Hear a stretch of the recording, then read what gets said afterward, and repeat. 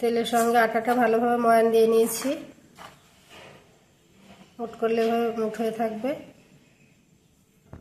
এখন ঘরে থাকা নরমাল পানি অল্প অল্প দিয়ে আটাটা মাখিয়ে নেব।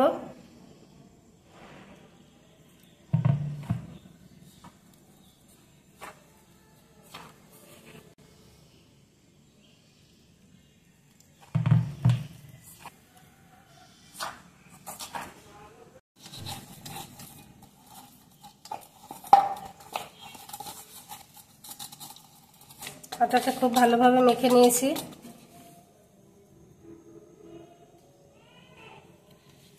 এখন কিছুটা সাদা তেল মাখিয়ে এটা ঢাকা দিয়ে রেখে দেব।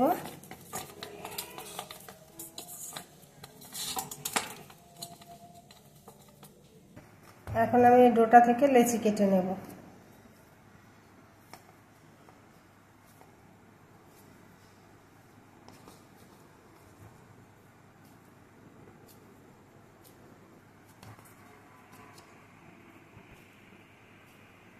এখন একটা বাটির মধ্যে পেঁয়াজ কুচি দিয়ে দেব। আমি অনেকটা পরিমাণ পেঁয়াজ কুচি দেব। আমি একটু বেশি পরিমাণে মোগলাই পরোটা বানাবো। কাঁচা মরিচ কুচি দিয়ে দিচ্ছি।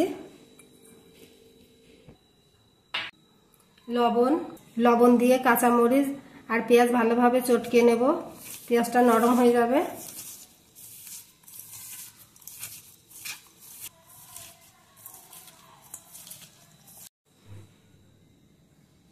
বাটির মধ্যে আমি একটা ডিম ভেঙে রেখেছি। এখন ডিমটা দিয়ে দেব। আপনারা চাইলে বেশি ডিম দিয়ে করতে পারেন। আমি ডিমের পরিমাণ অল্পই দিচ্ছি। কিছুটা ধনিয়া পাতা কুচি দিচ্ছি।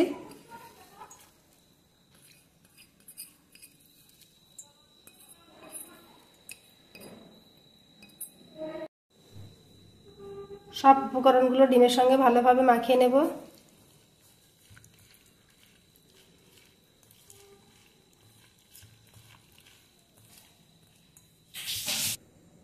আটা দিয়ে একটা একটা করে এখন আমি বেলে নেব।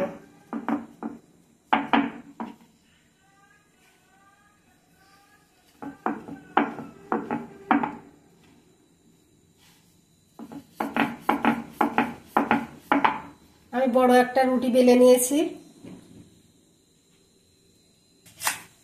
এখন ডিমের মিশ্রণটা দিয়ে দেব।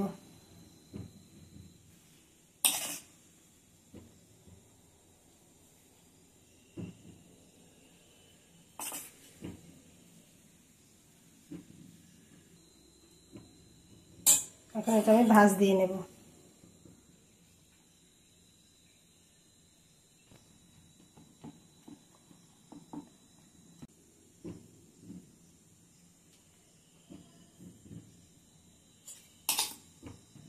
এখন আমি একটু ডিম দিয়ে লাগিয়ে দিচ্ছি, তাহলে এটা ভাজার সময় খুলে যাবে না।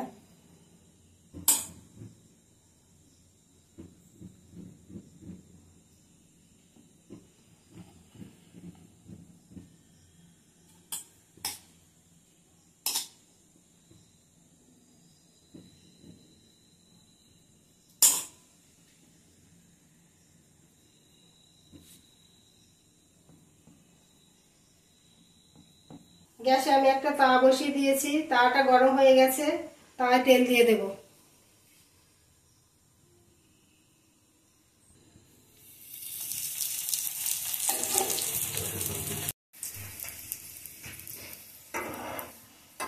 আর এক পিঠ আমি উল্টে দিয়েছি।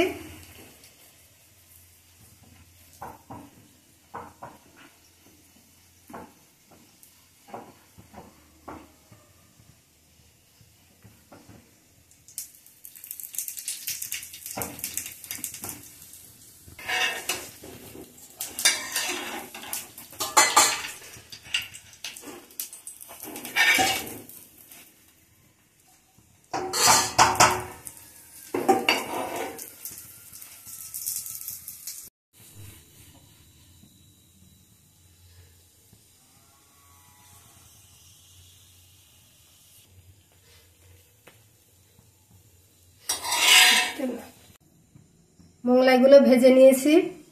এখন আমি মোগলাইগুলো কেটে নেব।